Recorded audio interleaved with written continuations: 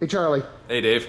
We're going to impose on you to do a little playtesting quick for us. Happy to do it. Non-Monette instrument made at a well-known factory back in the Midwest and played with a mouthpiece made by the same company. This is a setup that so many players play. Would you please, without any adjustment, play 3 octaves, a low C, a tuning C, and a high C? No adjustment. Okay.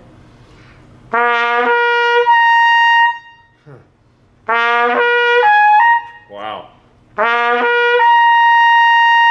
That's where it wants to be. So this is why I got into all of this over 40 years ago, is because the best horns that I could buy were similar to this, and they all felt like that in the upper register, and it just made me crazy. Okay, let's throw in a Monette Prana mouthpiece, a Prana resonance mouthpiece. We're trying to sort out how much is mouthpiece, how much is horn, and then we're going to see what we might do to the horn to help the horn a little bit. Imagine that. Still a smidge flat, but really much better already. Right. Thank you, Charlie. We're going to see what we can do to help this horn out a little bit, and then we're going to have you do all the same stuff again. Cool. Okay. All right.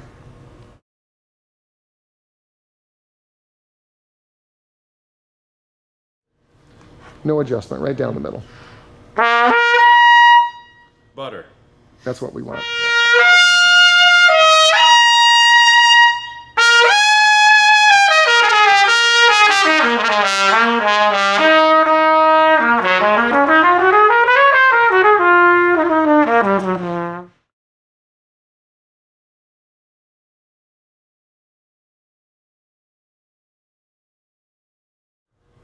All right, Charlie, now we're going to demonstrate the pitch center of the open horn and then the pitch center of each one of the valves. Okay. And each valve will be a little different than the open horn. So soft to loud on the open horn, and then second valve, first valve, third valve. Okay. Let the pitch go wherever it wants to. No adjustment. Okay. Yikes. Yeah, but listen to how loud it got. Yeah. So the fact that it got that loud demonstrates that you are not adjusting. You're letting the horn go where it wants to. So that's something. Now second valve down. So the second valve hardly drops at all. The second valve is way higher than the open horn. First valve.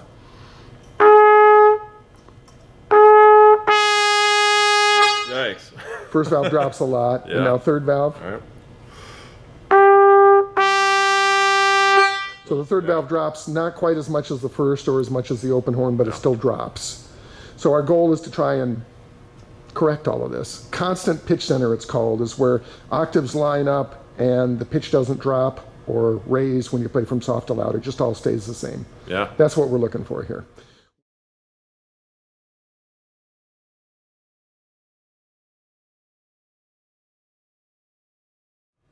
Okay, Charlie, and then if you would, please play the open horn by itself on a C and then through the valve combinations to demonstrate how consistent the horn is through the valves. Okay. Soft and loud like before? Yeah, soft and loud through each open, and then with each valve down one at a time. You got it.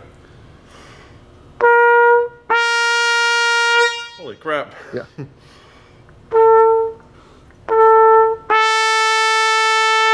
Good.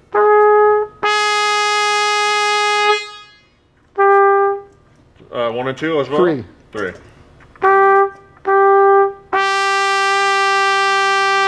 Man, it's a different world. That C just projects.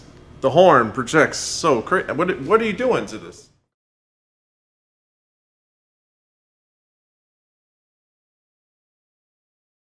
Will you just show us some breath attack so we can see how much delay there is in the resonance of the instrument, how much delay there is from the time that you try to start a note to the time that you actually can sustain a pitch. Okay.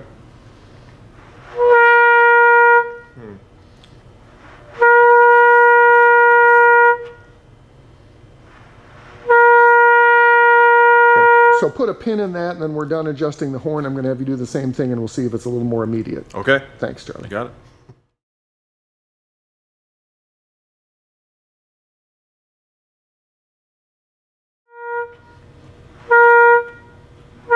Yeah, it pops right into the slot.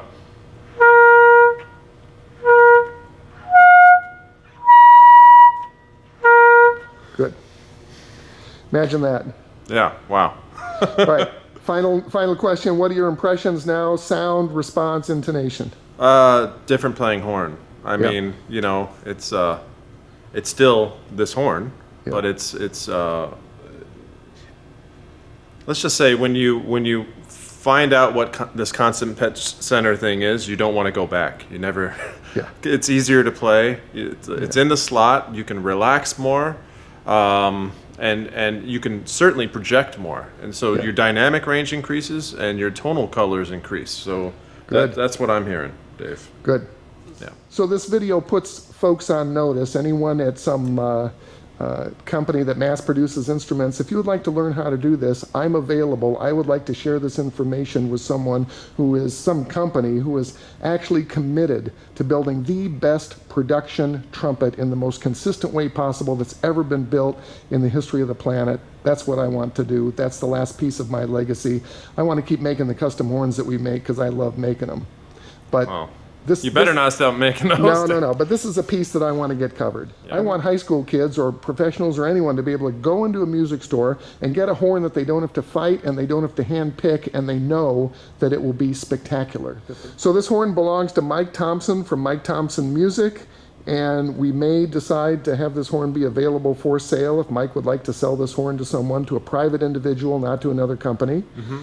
And honestly, if I may say, the mouthpiece is the easiest part of the whole equation to take care of. So if somebody is playing one of these and they want that pitch center to be better, they should just get one of your mouthpieces. Just get a Monette B-flat trumpet mouthpiece that has constant pitch center to match what the horn's doing. Yeah.